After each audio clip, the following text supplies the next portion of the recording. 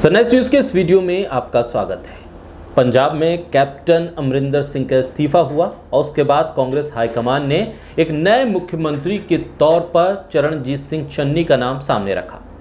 चन्नी का चुनाव कर कांग्रेस हाईकमान ने सभी को चौंका दिया। दरअसल चरणजीत सिंह चन्नी पंजाब में दलित समुदाय के पहले ऐसे नेता हैं जिन्हें राज्य के मुख्यमंत्री की जिम्मेदारी संभालने का मौका मिला है। यही नहीं, देश में पिछले 6 साल के बाद किसी राज्य को एक दलित मुख्यमंत्री मिला है, यानी यहीं से अब दलित राजनीति पर भी विमर्श शुरू हो गया। दरअसल साल 2015 में बिहार के मुख्यमंत्री पद से जीतन राम मांझी हटे थे। उसके बाद से देश के किसी भी राज्य में दलित मुख्यमंत्री नहीं बना।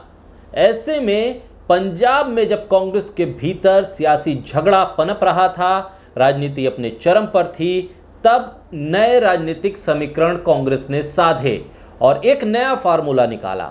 दरअसल पंजाब में दलित समुदाय की तरफ से लगातार ये कोशिश हो रही थी कि उनको एक प्रतिनिधित्व मिले। एक बड़ा वोट बैंक है जिसको अकाली दल, आम आदमी पार्टी, भारतीय जनता पार्टी सभी साधने में जुटे थे और चुनावी वादे भी कर रहे थे कि अगर वो सत्ता में आते हैं तो राज्य में मुख्यमंत्री दलित होगा या उप मुख्यमंत्री दलित होगा। लेकिन कांग्रेस ने अपने सियासी घमासान के बीच एक मास्टर स्ट्रोक खेल दिया।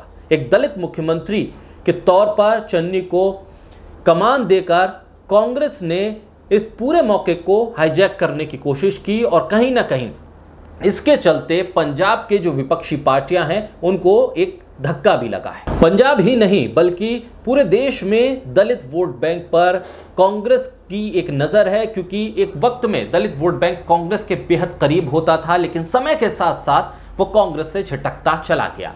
कांग्रेस के इस दाव के बाद जहां पूरे देश के राजनीतिक समीकरण बदलते नजर आ रहे हैं, बहुजन समाज पार्टी सुप्रीमो मायावती तक ने कांग्रेस के इस कदम पर उनकी आलोचना की। दरअसल जिस तरह से अकाली दल के साथ बहुजन समाज पार्टी ने गठबंधन किया था, नजर इस बात को लेकर थी कि पंजाब का 31% जो दलित वोट बैंक है वो कहीं ना कहीं अकाली बहुजन समाज पार्टी गठबंधन के साथ जाए। लेकिन कांग्रेस के इस मास्टर स्ट्रोक के बाद कहीं ना कहीं परेशानी अब उस गठबंधन के सामने भी है। पंजाब के इतिहास में यह पहली बार ऐसा मौका है कि किसी दलित को पंजाब के मुख्यमंत्री की कमान सौंपी गई है। उधर झारखंड या उत्तर पूर्व की बात करें, आंध्र प्रदेश के कुछ राज्य समेत कुछ राज्यों की बात करें, वहां पर आदिवासी और ईसाई समुदाय के मुख्यमंत्री तो रहे, लेकिन देश के 28 राज्यों और 2 केंद्र शासित प्रदेशों में कहीं पर भी कोई दलित मुख्यमंत्री नहीं है। बीजेपी मौजूदा समय में 17 राज्यों में अकेले या फिर गठबंधन के साथ सरकार में है, लेकिन उनके पास एक भी दलित मुख्यमंत्री नहीं है। और ऐसे वक्त में कांग्रेस ने चन्नी को चुनकर एक बहुत बड़ा मास्टर स्ट्रोक खेला है, जिसके आने वाले वक्त में कई राजनीतिक मायने निकलेंगे। दलित वोट बैंक जो परंपरागत तौर पर कांग्रेस का रहा है उसको साधने की एक बड़ी कोशिश हुई है। चलिए अब हम आपको धीरे धीरे ये भी बता दें कि देश में दरअसल किस तरह के आबादी के अनुपात में दलित समुदाय है। कुल आबादी का 16.6% दलित समुदाय है, जिन्हें सरकारी आंकड़ों में अनुसूचित जातियों के नाम से हम जानते हैं। देश में 543 लोकसभा सीटें हैं, इसमें 84 सीटें अनुसूचित जाति और अनुसूचित जनजाति के लिए रिजर्व हैं, आरक्षित हैं ये सीटें। दलित आबादी के लिहाज से सबसे बड़ा राज्य पंजाब है और यहाँ लगभग 32% के आसपास दलित आबादी है और 34 विधानसभा सीटें दलितों के लिए आरक्षित हैं।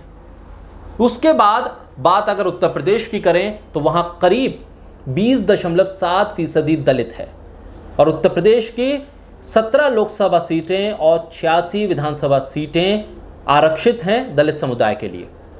बीजेपी ने 2017 के विधानसभा चुनाव में 76 आरक्षित विधानसभा सीटों पर उत्तर प्रदेश में जीत दर्ज की थी।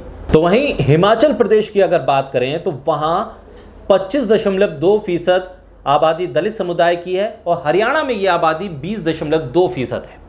मध्य प्रदेश में दलित समुदाय की आबादी 6% है, जबकि यहां आदिवासियों की आबादी करीब 15% है। दलित समुदाय पश्चिम बंगाल में भी 10% से ज़्यादा है और बिहार में ये आबादी 8.2% है। तमिलनाडु में 7.2% और आंध्र प्रदेश में 6.7% है। महाराष्ट्र में 6.6%, कर्नाटक में 5.6%, राजस्थान में 6.1% आबादी दलित समुदाय की है। बात अगर उत्तर प्रदेश की करें, क्योंकि राजनीति के लिहाज से उत्तर प्रदेश में भी विधानसभा चुनाव हैं, उत्तर प्रदेश में जाटव केंद्रित दलित राजनीति रही है, लेकिन बिहार में पासी या मुसहर केंद्रित राजनीति रही।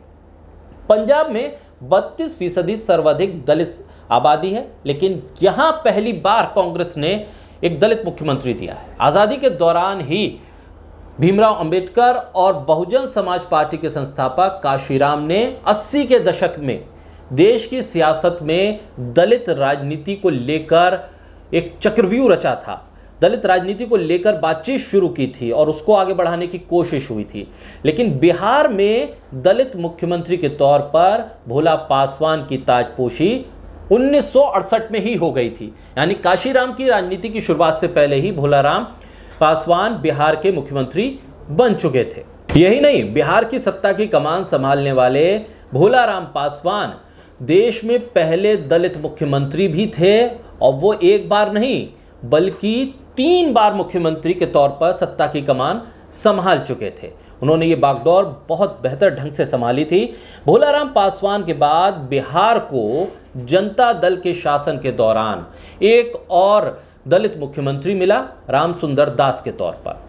मुख्यमंत्री रामसुंदर दास ने 1989 से लेकर 1980 तक 1 साल सत्ता की कमान संभाली थी और उसके बाद जीतन राम मांझी का नाम सामने आता है, जो एक दलित मुख्यमंत्री के तौर पर बिहार में जिन्होंने शासन किया था।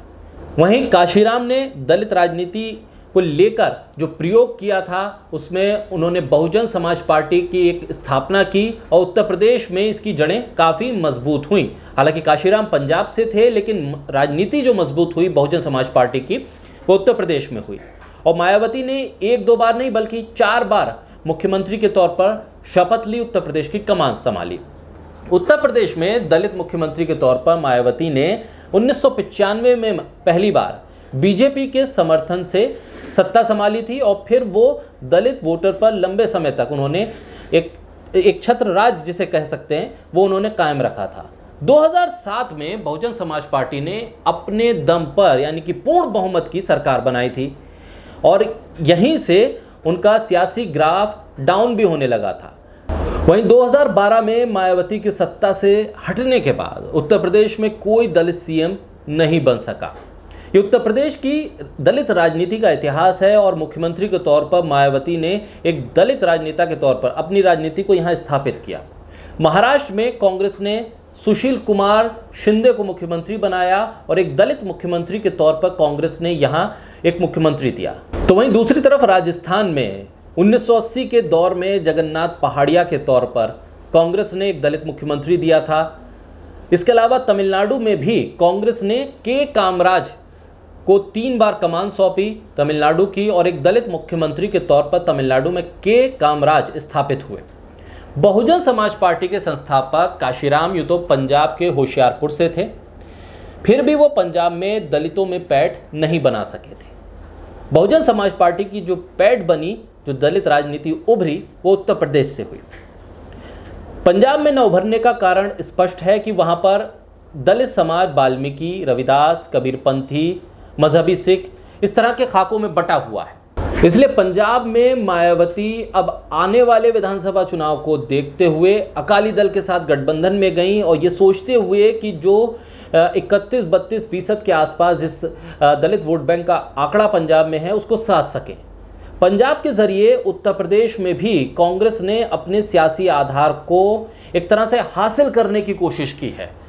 बीजेपी के अलावा सबसे बड़ा सियासी निशाना बहुजन समाज पार्टी थी उत्तर प्रदेश में कांग्रेस के लिए, लिहाजा बहुजन समाज पार्टी को सवालों के कटघरे में खड़ा कर दिया प्रियंका गांधी ने, क्योंकि पंजाब की सियासत में गठबंधन के साथ मायावती ये चाहती थी कि पंजाब के दलित वोट बैंक पर एक छत्र राज किया जाए और कांग्रेस जिसने एक मास्टर स्ट्रोक के जरिए बहुजन समाज पार्टी अकाली दल के गठबंधन की उस रणनीति को फेल किया, साथ ही देश में जब इस वक्त किसी भी राज्य में कोई दलित मुख्यमंत्री ना हो और कांग्रेस ने जिस तरह से एक दलित मुख्यमंत्री दिया और खुद राहुल गांधी की मौजूदगी इस बात को साबित करती है कि कांग्रेस किस हद तक एक दलित मुख्यमंत्री पंजाब को देने के मामले को किस तरह से भुनाएगी। और खासतौर पर निशाना उत्तर प्रदेश है कि जहां पर बहुजन समाज पार्टी कांग्रेस के लिए एक बड़ी मुश्किल हो सकती है।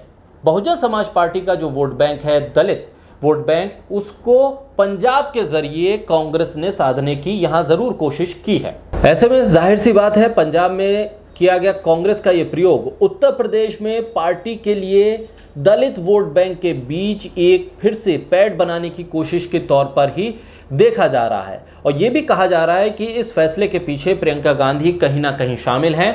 ऐसे में देखना होगा कि कांग्रेस का दलित कार्ड देश में अब क्या सियासी करिश्मा दिखाएगा, क्योंकि देश में सबसे ज्यादा दलित मुख्यमंत्री देने का रिकॉर्ड भी कांग्रेस के नाम पर ही है। आपको हमारा वीडियो कैसा लगा कमेंट बॉक्स में जरूर बताइए। साथ ही हमारे YouTube चैनल सनराइज न्यूज को लाइक कीजिए, सब्सक्राइब कीजिए और कीजिए शेयर।